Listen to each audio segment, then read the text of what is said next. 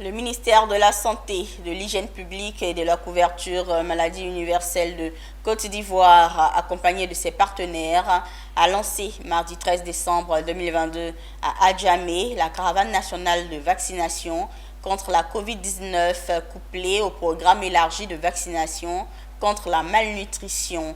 Cette campagne permettra ainsi de renforcer les activités de prévention et de sensibilisation en vue de protéger les populations. Konena Norugo, Augustin Kra.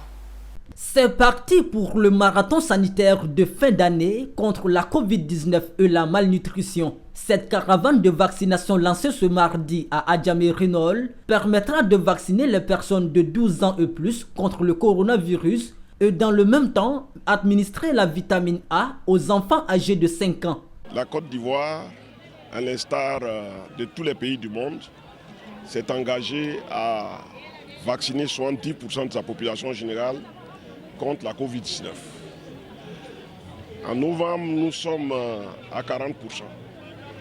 Donc le gap qui nous sépare des 70% est encore important. Le gouvernement, à travers le ministère de la Santé, a donc décidé de faire une intensification pour pouvoir booster cette couverture vaccinale. À travers cette campagne, le ministère de la Santé, de l'Hygiène publique et ses partenaires comme l'UNICEF et USAID entendent franchir la barre des 19 millions de personnes vaccinées contre le coronavirus. Occasion pour les partenaires de féliciter la Côte d'Ivoire pour ses performances dans la lutte contre la pandémie. Bon, nous sommes très fiers d'être les partenaires du gouvernement de Côte d'Ivoire et surtout le ministère de la Santé. Et la Côte d'Ivoire est un des plus performants des pays dans l'Afrique de l'Ouest. C'est une des meilleures dans le continent africain. Donc je pense que c'est grâce à leur engagement et aussi j'aimerais féliciter leur approche holistique. Après le lancement, cap sur la gare nord d'Adjamé. Mégaphone en main, le directeur de cabinet du ministre de la Santé s'est substitué en agent sensibilisateur.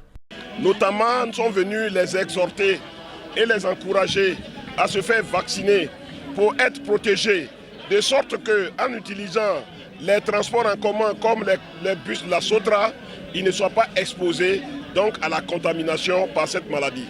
Le même message de sensibilisation et d'invitation au respect des mesures barrières a été répété à Cosmos Yopougon. Durant cette période de fin d'année, les agents sanitaires vont sillonner toutes les 33 régions sanitaires du pays.